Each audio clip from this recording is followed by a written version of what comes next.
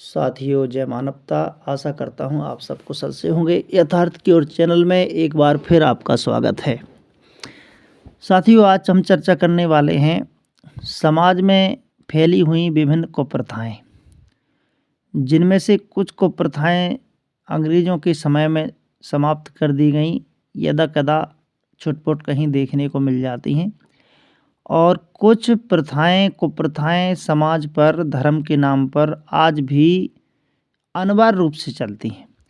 उन अनिवार्य रूप में जो कुप्रथाएं हैं, हम उन पर क्रम से चर्चा करेंगे। तो साथियों, आज हम एक सीरीज चलाना चाहते हैं, जिनमें हम एक-एक कुप्रथा के बारे में आपको विस्तार से बताने वाले हैं कि ये कहाँ से प्रारंभ हुई और कब इसकी ज़रूरत पड़ी, और आपको ससबूत बताएंगे। आप बिल्कुल बने रहिए हमारे साथ और चैनल को अधिक से अधिक शेयर कीजिए, सब्सक्राइब कीजिए, लाइक कीजिए, ताकि सत्य का जो एक नज़रिया है, सत्य का जो यथार्थ दर्शन है, वो जो है समाज तक जा सके। तो साथियों, आज हम लेते हैं मृत्यु भोज। मृत्यु भोज एक ऐसी कुप्रथा है जो समाज में अनिवार्य रूप से की जाती रही है। तो शुरुआत में हम ये बताना चाहेंगे कि किस प्रकार से समाज में इन कुप्रथाओं को लादा गया। पिछले वीडियो में आपने देखा कि समाज को शिक्षा से वंचित किया गया, यहाँ के मूल्यवासियों को कुछ धूर्त लोगों ने, और राजाओं का आश्रय लेकर के कुछ ऐसे नियम बनाए गए। उन नियमों को जस्टिफाई करने के लिए यहाँ पर पौराणिक साहित्य लिखा गया। लगभग में ये मुसलमान काल में ही लिखा गया, कुछ इससे पहले भी 8वीं-6वीं शताब्दी से ये प्रारंभ हो जाता है। बुद्ध काल में यहाँ किसी प्रकार की कोई कुप्रथा नहीं चलती थी। बुद्ध काल में श्रवण परंपरा में जितने भी पंथ थे, चाहे वह आजीव पंथ हो, सांख्य पंथ हो, या चारवाक पंथ हो, जैन पंथ हो, या बुद्ध पंथ हो, इसमें 4-5 चीज़ें नहीं पाई जाती थी, जैसे आत्मा, पुनर्जन्म, ईश्वरवाद, स्वर्ग नरक, भूत प्रेत इत्यादि। तो जब ये नहीं थे तो वो कॉलम भी ख़त्म था। लेकिन फिर भी समाज के स्तर पर जब किसी के घर कोई वयोवृद्ध दिवंगत हो जाता था, यानी मृत्यु को प्राप्त हो जाता था, तो अलग अलग क्षेत्रों में अलग अलग नियम हुआ करते थे। लेकिन जो नियम लगभग में हर जगह था, वो ये था कि जब किसी के यहाँ कोई समाप्त हो जाता था, तो उनके घर में चूल्हा नहीं जलता था। तो पुरा पड़ोसी, परिजन सुजन, उनके जो प्रियजन होते थे, वो उनके यहाँ भोजन लेके उनको खिलाने के लिए जाते थे, क्योंकि प्रियजन के बिछुड़ जाने से लोग अत्यंत शोक में रहते थे और वो भोजन नहीं बनाते थे। कुछ दिनों बाद जब शोक संवेदना का प्रकरण समाप्त हो जाता था, तो जो जो भोजन लेके इनके यहाँ आए थे, उन प्रियजनों को मिल करके, और जिनका व्यक्ति समाप्त हुआ, मृत्यु को प्राप्त हुआ था, उस परिवार की ओर से उन परिवार को जो भोजन लाए थे, और उनके साथ में अपने जो परिजन, रिश्तेदार, मेहमान इत्यादि संबंधी होते थे, तो उनको एक निश्चित दिन पर बुला करके, क्योंकि कोई कभी आता था, कोई कभी आता था, इससे दिनचर्या के काम में भी व्यवधान होता था, तो एक निश्चित दिन कर दिया गया कि भाई 11वें दिन या 13वें दिन आप सभी लोग निश्चित समय पे आवें, और जिन्होंने हमको उस दुख के समय में भोजन पहुंचाया है, तो हम उन सबको एक बार में सबको भोजन करवा दें, और फिर इसके बाद सब अपने कामों में लग जाते थे। तो इस प्रकार से इसको कह सकते हैं कि 13 दिन का रखने के कारण इसका 13वीं नाम पड़ा। तो ऐसा लगातार चलता रहता था, इसमें कोई धर्म का प्रवेश नहीं था, और ये सामान्य तौर पर एक व्यवहारिक आदान प्रदान था एक दुख सुख में सहयोग देने की जो प्रक्रिया एक मानवता के नाते होती है, वो इस प्रकार से चलता था। लेकिन जब इसमें धर्म की घुसपैठ होती है, तो इसमें कई कथा कहानी गढ़ी जाती हैं। और कथा कहानी किस प्रकार से गढ़ी गई कि जब लोग अनपढ़ हो गए, अशिक्षित हो गए, तो उनके दिमाग में डाला गया कि देखिए, जो आपकी दिवंगत आत्मा यानी आपके पिताजी या दादाजी या माताजी या दादी जी जो ख़त्म हुई हैं, तो अब वो जो है यहाँ से तो चले गए हैं, लेकिन अब वो स्वर्ग में जाएंगे। तो आप ऐसा कीजिए कि स्वर्ग में जाएंगे तो वहाँ उनकी पूरी व्यवस्था आपको करनी है। तो इसको इस प्रकार से भी ले सकते हैं कि एक छोटी सी कहानी के रूप में ले सकते हैं कि एक पंडित जी ने एक जो है सीधे साधे व्यक्ति से कहा, ऐसा कह सकते हैं कि भाई किसी किसान से कहा कि भाई किसान जी, तुम्हारे पिताजी आज हमको सपने में दिखे, जो कि दिवंगत हो चुके थे। तो किसान ने कहा कि पंडित जी, आपको सपने में दिखे तो हमारे पिताजी कैसे हैं? तो उन्होंने कहा, हैं तो ठीक, परंतु बड़े भूखे हैं।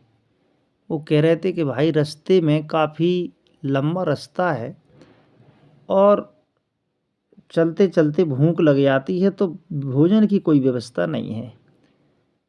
तो पंडित जी की बात सुनकर के उस किसान ने कहा कि पंडित जी, तब हमारे पिताजी तो वहाँ बहुत भूखे हैं, तो कोई व्यवस्था है? बोले हाँ, ये व्यवस्था ये है कि आप हमको भोजन दे दीजिए तो हम आपके पिताजी तक पहुँचा देंगे। तो किसान ने कहा, ये तो बहुत अच्छी बात है। तो उन्होंने बढ़िया जो जो पंडित जी ने बताए वो स्वादिष्ट भोजन, बढ़िया बढ़िया सुंदर सुंदर मिठाइयाँ और जो भी उस समय रहा हो वो भोजन बनाया और पंडित जी को दे दिया। तो पंडित जी उस भोजन को लेकर के अपने चल दिए घर पे। आकर लोगों ने खाया। दूसरे दिन तीसरे दिन जब किसान मिला तो किसान ने पंडित जी से कहा कि पंडित जी, आप तो पिताजी ठीक है ना, कुशल हैं, भोजन तो कर लिया है ना? बोले हाँ, भोजन तो कर लिया है, लेकिन बड़ी समस्या है, रास्ते में उनको सर्दी लगती है और कपड़े नहीं हैं, तो आप जो है कपड़े भेज दीजिए, तो कपड़े जो है हम पिताजी को भेज देंगे। तो उन्होंने बढ़िया सुंदर सुंदर कंबल इत्यादि कपड़े पंडित जी को दे दिए। पंडित जी ने दूसरे तीसरे दिन बताया कि हाँ, अब तो ठीक है, अब तो कोई दिक्कत नहीं है, बस थोड़ी सी समस्या ये है कि रास्ते में उनको जो है वर्षा इत्यादि होती है, तो कोई छतरी की व्यवस्था नहीं है, तो कोई छाया, कोई ऐसी व्यवस्था कर दीजिए कि छतरी मतरी। तो छतरी मतरी भी दे दी। आगे चल के 2-4-10 दिन हो गए। जब जो है पूछा कि अब तो हमारे पिताजी बड़े अच्छे से पहुंच गए होंगे। बोले पहुंच तो गए, लेकिन वहाँ पर क्या है कि जो है बैठने के लिए कोई व्यवस्था नहीं है। सब अपने अपने सिंहासनों पर बैठे हैं स्वर्ग में, और जिसके पास जो सिंहासन है उस पर बैठ जाते हैं, जिस पे नहीं है वो बेचारे खड़े हैं, और आपके पिताजी खड़े हैं। तो उन्होंने कहा कि क्या करें? तो उन्होंने कहा, सोने का सिंहासन बनवा करके दीजिए तो पिताजी को हम पहुंचा देंगे। तो इस प्रकार से सिस्टम चलता रहा, और जो है उन्होंने सोने का सिंहासन बनवा के दिया। तो कहीं भोज, कहीं कपड़े, कहीं सुंदर सुंदर दूध के लिए गाय, और इस प्रकार से सिस्टम चलता रहा। यही छोटी सी बात और जो है इसने धार्मिक रूप ले लिया, और धार्मिक रूप ले करके जब उन्होंने कहा कि तुमने पहुंचाया तो हम भी पहुंचाएंगे, तो बहुत अन्य लोग भी पंडित जी को जवाने लगे। पहले तो शुरुआत में पंडित जी को भोजन बना के दिया गया था, तो पंडित जी ने एकांत में भोजन किया था, तो लोगों की समझ में यही आया कि पंडित जी जाके दे आए होंगे पिताजी को।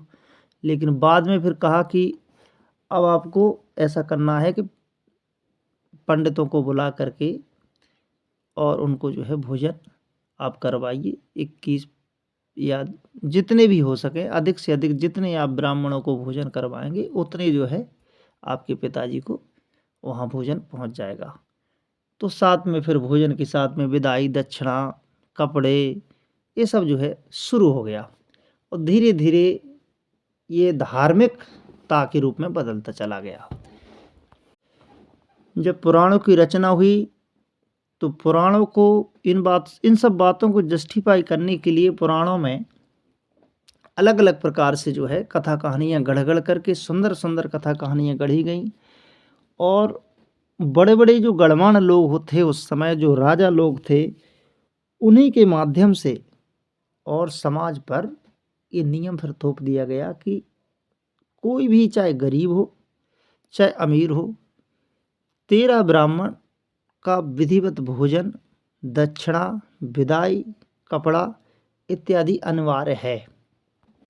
तो जब साथियों कोई नियम धार्मिक जब रूप ले लेता है तो समाज उसको धर्म मान के करने लगता है और यही हुआ कि अनिवार्य रूप से यह जो है नियम चालू हो गए। इसे हम मृत्यु भोज कह सकते हैं। बाद में जब ये विकृत रूप में आया तो ये जो है प्रतिस्पर्धा का रूप लिया इसने। किसी ने कहा कि भाई 13 ब्राह्मण तो जवाए हैं लेकिन साथ में अपनी परिजन स्वजनों को भी जवाया जाए, भोजन कराया जाए। तो धीरे-धीरे यह बढ़ कर के किसी ने कहा कि भाई हम क्या इनसे कम हैं? इन्होंने जो है इतना-इतना मिठाइयाँ की हैं तो हम इसको और ज़्यादा मिठाइयाँ करेंगे, खीर-पूड़ी और विधिवत करेंगे और इसमें बढ़ाएँगे। तो पहले तो कालांतर में तो कच्चे भोजन होते थे।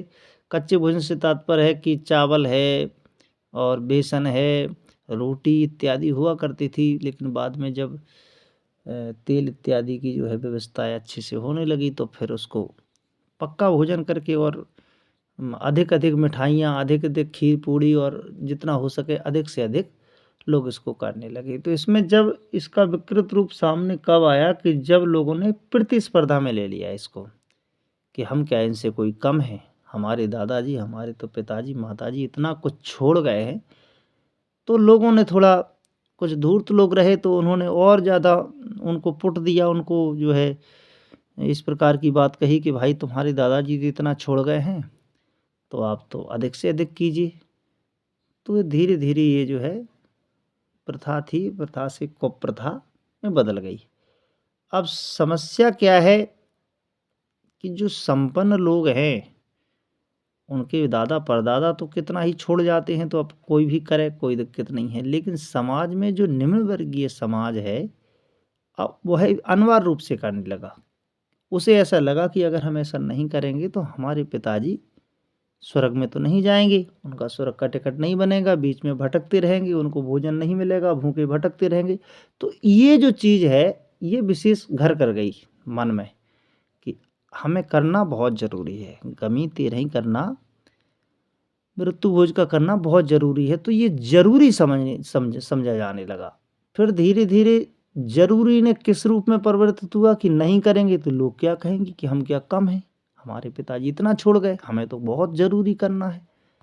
सो साथियों, आपको समझ में आ गया होगा कि इसका प्रारूप किस प्रकार से बना और कहाँ तक ये पहुँच गया कि कम से कम एक मृत्यु भोज में 5 से लेके 10 लाख रुपए तक का खर्चा होने लगा। अब दीन गरीब है बेचारा, इसमें कोई व्यक्ति ऐसा नहीं है कि वो बूढ़ा ही होकर ख़त्म होता है।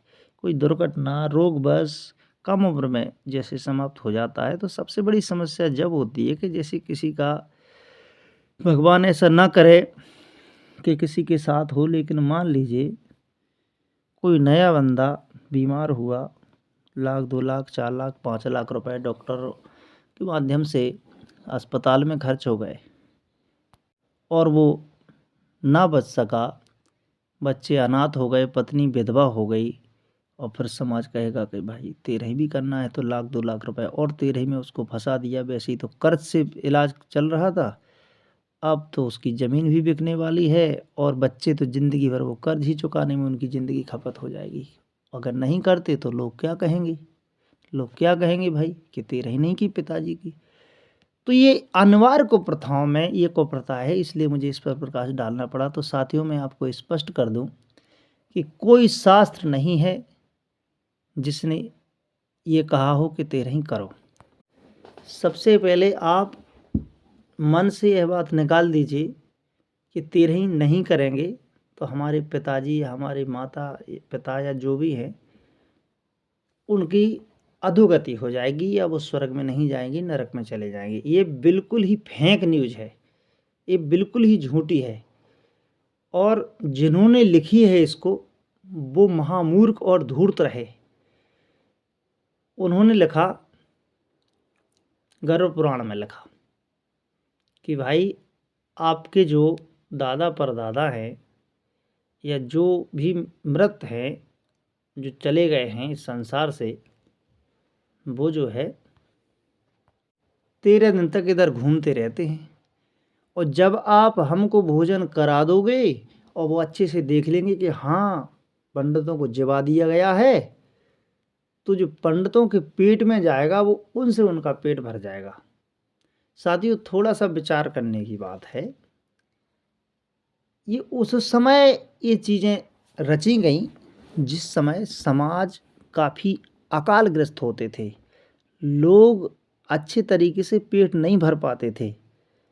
तो उस समय लगभग में ये ब्राह्मण लोग काफ़ी दुखी और निर्धन और भूखे रहते थे। तो वो चाहते थे कि किस प्रकार से हम अच्छे से अच्छा भोज प्राप्त करें, तो वो उसी प्रकार की प्रथाएं चलाते थे जिससे कि ये अच्छे से भोजन कर सकें। तो साथियों, समाज पर जो फिलॉसफी लाद दी कि 13 दिन तक तो आपकी जो दिवंगत आत्मा है वो इधर रहती है, इसके बाद जाती है उधर, तो जो आप हमको खिलाओगे उधर प्राप्त हो जाएगा। तो सबसे पहले आपको ये समझना है कि क्या प्राप्त हो जाएगा, ये आप किस आधार पर सिद्ध करते हैं। आज हम वैज्ञानिक टेक्नोलॉजी में कितने आगे विकसित हो गए हैं। तो ये जो है विषय को आप स्वयं ही समझें कि क्या आपको लगता है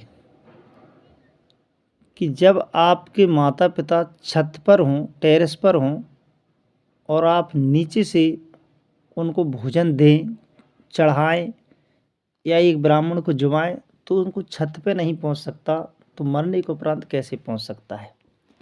लेकिन धूर्त लोग आज भी इसका दिन रात प्रचार करने में लगे हैं कि नहीं, वो तो पहुंच जाता है। तो साथियों, थोड़ा सा विचार कीजिए। मैं आपको कुछ शास्त्रोक्त उदाहरण बताऊंगा जिनमें लगभग में वर्तमान के जो गणमान्य लोग हैं उन्होंने इसको नकार दिया है। धर्मगुरुओं ने कहा कि मृत्यु भोज समाज की कुप्रथा है, यह श्रद्धा नहीं है, आर्थिक बोझ है, इस पर प्रतिबंध जरूरी है। सनातन धर्म से गरुड़ पुराण एवं नारद पुराण में ब्रह्म भोज की व्यवस्था है। यह एक सामाजिक अभिशाप है जिसे हर हाल में बंद होना चाहिए।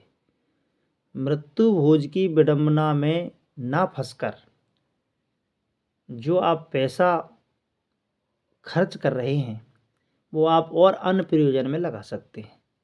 अगर मान लीजिए कि आपको अपने जो दिवंगत आत्मा है, जो आपके दादा परदादा जो भी हैं, जो परिवार में ख़त्म हुए हैं, उनके नाम से अगर आप शांति भी करवाना चाहते हैं, अगर मान लीजिए कोई होता भी है ऐसा, वैसे तो हर प्रकार से इसको मैं नकार चुका हूँ, लेकिन फिर भी आपको लगता है, तो आपके लिए बहुत सारे कल्याणकारी कार्य हैं, इनमें आप धन का नियोजन कर सकते हैं।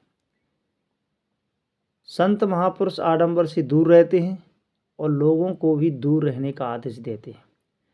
कर्मकांड और मृत्यु भोज के चक्कर में समय और धन दोनों की अनावश्यक नुकसान ही होता है। ये स्वामी किशोरानंद जी महाराज, संत मत सत्संग मंदिर, गांधीपथ, सहरसा के विचार हैं। अन्य धर्मों में जैसे इस्लाम में मृत्यु के बाद पाक कुरान पढ़ने से मुर्दे को सवाब पहुंचता है। ऐसा नहीं है कि केवल ये हिंदू धर्म सनातन धर्म में ही ये सब कुप्रथाएं हैं, मुसलमानों में भी है। उनकी मान्यता है कि कुरान पढ़ेंगे तो वहाँ उनको मांस पहुंच जाएगा खाने के लिए। तो मुसलमान धर्म में भी सुधार हो रहा है और उनका कहना है कि मृत्यु भोज नहीं बल्कि खैरात बांटने और गरीबों का मजलूमों को खाना खिलाया जाता है। आमतौर पर लोग कुरान पढ़ने वाले को भी खाना खिला दिया करते हैं। आडंबर की कोई स्थान नहीं है। इमाम सोहराब नदवी जामा मस्जिद सहरसा बस्ती सहरसा से इनके विचार हैं। सिखों में मृत्यु भोज उपरांत गुरु ग्रंथ साहब का अखंड पाठ किया जाता है। अखंड पाठ की ही महत्वपूर्ण है, भोज की कोई परंपरा सिखों में नहीं है। अखंड पाठ की समाप्ति पर गुरु का लंगर बिल्कुल शाकाहारी व साधारण भोजन कराया जाता है।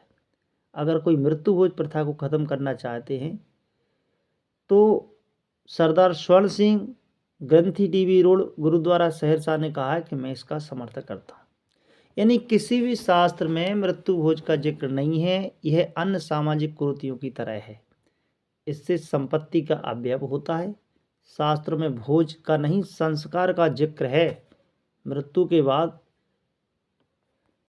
जितना हो सके अगर आपकी सामर्थ्य है तो दीन गरीबियों की सहायता करें। कोई धार्मिक जैसे प्याऊ है ऐसा करवा सकते हैं, कहीं लंगर भी चलवा सकते हैं और बहुत से धार्मिक जो है काम हो सकते हैं। अगर आप विशेष शक्तिशाली हैं, विशेष जो है आपका आर्थिक पक्ष मजबूत है तो आप कोई बढ़िया हॉस्पिटल खुलवा दीजिए, कोई बढ़िया विद्यालय खुलवा दीजिए, कोई सामाजिक कार्य गरीब कन्याओं का विवाह करवा दीजिए, गौ रक्षा के निमित्त कोई बढ़िया जो है योगदान आप दे सकते हैं। जरूरी नहीं है कि केवल हाँ भोजन आप करा सकते हैं। भोजन का मतलब है कि आप भूखे को भोजन करवाइए। जो व्यक्ति भूखा नहीं है, जिसके पास जिसके घर पे हर प्रकार से भोजन उपलब्ध है, ऐसे व्यक्ति को भोजन कराना कतई जो है पुण्य का काम नहीं हो सकता। दान का मतलब है अगर आप दान करना चाहते हैं तो ज़रूरतमंदों को करें, भोजन भूखे को करवाएं। कथा आती है महाभारत के अनुशासन पर्व में, लिखा है कि मृत्यु भोज खाने वाले की ऊर्जा नष्ट हो जाती है। दुर्योधन के द्वारा श्री कृष्ण से भोजन कराने के आग्रह पर श्री कृष्ण ने कहा, संप्रीति भोज यानी आपदा भोज यानी वा पुण्य। अर्थात जब खिलाने वाले का मन प्रसन्न हो और खाने वाले का मन प्रसन्न हो तभी भोजन करना चाहिए। तो साथियों अगर अपन इस वाक्य को ले लें तो जिसके घर में कोई जवान व्यक्ति समाप्त हो जाता है, मर जाता है, दिवंगत हो जाता है तो वहाँ सब लोग शोक संतप्त होते हैं, सभी लोग विलाप कर रहे होते हैं और उनके परिवारजनों को हमें सांत्वना देने जाना चाहिए, हमें उन्हें शांति पहुंचाने के लिए जाना चाहिए, उनका सहयोग करने के लिए जाना चाहिए। तो ऐसा ना करके हम अपने पेट भरने के लिए जाते हैं तो वो तो किसी प्रकार से जो है कोई भी थोड़ी सी भी मानवता वाला विचार रखता होगा तो वो सोचेगा कि बताइए ये कैसा धार्मिक आयोजन हो सकता है, ये कैसा मानवतावादी आयोजन हो सकता है। कहाँ मानवता रही कि उसकी जैसे कोई समाप्त हुआ तो उसकी बेटियाँ आए, उसके परिवार वाले, उसके बच्चे चिल्ला रहे हैं, रो रहे हैं और जो है विलाप कर रहे हैं और आप वहाँ अपना पेट भरने में मिठाइयाँ ठूंसने में लगे हैं। कैसे उतर जाती हैं आपके गले से ये सब। तो ज़रा विचार कीजिए, अगर थोड़ी सी भी मानवता है तो आप बिल्कुल भी इस जो है कुप्रथा को समाप्त कीजिए। मैं आपका हर प्रकार से सहयोग करूंगा। अगर आपको किसी प्रकार से इसमें कोई प्रश्न है या आपको जिज्ञासा है या आप कुछ और विशेष इसमें कुछ देना चाहते हैं, अपना मार्गदर्शन देना चाहते हैं, अपने विचार रखना चाहते हैं तो आप कमेंट के माध्यम से रखिए वीडियो के नीचे। राजस्थान सरकार ने 1960 में जो कानून बनाया था कि यह जो है मृत्यु भोज करना कानूनन अपराध है। जो इसको करेगा या कराएगा तो दंड का पात्र होगा। तो सरकार से भी कहना चाहता हूं मैं कि यह कुप्रथा पूरी तरह बंद होनी चाहिए। अब ये वीडियो को देखकर सुनकर कुछ लोगों को मिर्ची लग सकती है क्योंकि कुछ लोग आज भी उसको ढोना चाहते हैं। जिनको मिठाई और खीर पूड़ी खाने की जो लत पड़ गई है ना, तो वो लोग कहेंगे क्या देखो ये धर्म विरोधी है, ये जो है हमारी परंपरा से आई हुई धार्मिक अनुष्ठानों को, धार्मिक जो है प्रथाओं को और जो है ये तोड़ रहे हैं। तो कई लोग कई प्रकार की बातें करेंगे, लेकिन ध्यान रखना वो लोग धूर्त ही होंगे। जरा विचार कीजिए, थोड़ी सी मानवता अपने हृदय में लाइए, थोड़ी सी करुणा अपने हृदय में लाइए कि आपको लगता है कि आपके जो पूर्वज हैं वो स्वर्ग में बैठे हैं आज भी। आज का वैज्ञानिक युग में हम कहाँ से कहाँ पहुँच गए। शरीर के पूरे पार्ट बदले जा चुके हैं, मस्तिष्क बदलने की तैयारी चल रही है, मांड एक दूसरे में लगाने की तैयारी चल रही है। और आज आप भी पुरानी जो है कथा कहानियों को, जो आपको अनपढ़ करके उस समय चालू की गई, जब आप पूरी तरह गोबर बुद्धि आपको बना दिया गया, उस समय धूर्तों ने आप पे चालू कर दी ये चीज़ें। आपको इनसे बिल्कुल बाहर आना चाहिए और संकल्प लें कि मृत्यु भोज के नाम पर आप कुछ भी ऐसा अनागत खर्च नहीं करेंगे जो आपको कर्ज में डालता है, आपके बच्चों को बेबस करता है, निर्धन करता है और आर्थिक पक्ष से कमज़ोर करता है। जो पैसा आप इन धूर्तों को खिलाने के लिए लगा रहे थे, उस पैसे से आप अपने बच्चों को शिक्षित कीजिए। जितना हो सके धन का व्यय अच्छे कामों में कीजिए। आप इतने अंधे बन चुके हैं कि आपको कुछ दिखाई नहीं देता। जिनको आप खीर पूड़ी खिला रहे हैं वो आपके द्वार पर आकर के सुख संवेदनाएं व्यक्त ना करके मदिरा पान करके और आपके घर में कलह पैदा करते हैं। यानी वैसे ही तो आप अपने प्रियजन के दुख से दुखी हैं और वो आकर के कलह करते हैं। साथियों, जहाँ ये गमी होती है, जहाँ ये तेरही भी होती है, जहाँ ये मृत्यु भोज होता है, वहाँ 70% लोग 80% लोग मदिरा पान करके जाते हैं और वहाँ पर दूसरे के द्वार पर जा कर के और अपने अहंकार के कारण कलह पैदा करते हैं, लड़ाई करते हैं, गाली गलौज करते हैं और अपने को अन्य से श्रेष्ठ बताने का पूरा प्रयास करते हैं। अगर कोई वहाँ का मानधान है, जीजा, फूफा या कोई अन्य, तो फिर वो ये मान लीजिए कि अपना पूरा रोल वहाँ ज़रूर देंगे। तो साथियों, ये मानवता कहाँ जा रही है? आप किधर जा रहे हैं? आपको इन धूर्तों ने कहाँ से लेकर कहाँ खड़ा कर दिया। फिर कोई शास्त्र की गवाही नहीं देता कि भाई ये तो धार्मिक अनुष्ठान है, ये तो गंग भोज है, ये तो भंडारा है, इसमें फिर मदिरा पान नहीं करना चाहिए। वहाँ कोई आवाज़ नहीं उठाता। वहाँ तो केवल खीर पूड़ी मशक करके आराम से निकल आते हैं। तो साथियों, मेरा उद्देश्य किसी व्यक्ति विशेष या किसी धर्म या जाति की भावनाओं को आहत करना नहीं है। मैं तो केवल आपको ये बताना चाहता हूँ कि ये कुप्रथाएं जो आप पर लादी गई हैं, ये कोई धार्मिक प्रथाएं नहीं हैं। ये है कुप्रथाएं हैं, अंधविश्वास हैं और इनसे आप बाहर आइए। यही मेरा उद्देश्य है कि आपके बच्चे संस्कारवान बने, आप एक मानवतावादी व्यक्ति बने, यथार्थवाद वैज्ञानिक दृष्टिकोण अपनाएं, जिएं और जीने दें। एक दूसरे के दुख में सहयोगी हों, परंतु किसी के द्वार पर जाकर कलह ना करें। केवल पेट भरने के उद्देश्य से लोगों को अंधविश्वास में न डालें। मैं सभी समाजों से और समाज के शीर्ष समाजों से भी यही निवेदन करना चाहता हूं कि अपने स्वार्थ के कारण इन शास्त्रों को हटा दें, जिन शास्त्रों में किसी दीन गरीब का शोषण होता हो। आज के लिए साथियों इतना ही। अगली वीडियो में एक नई कुप्रथा के साथ फिर हाजिर होते हैं। तब तक के लिए सभी को जय मानवता। चैनल को सब्सक्राइब करें, लाइक करें, शेयर करें।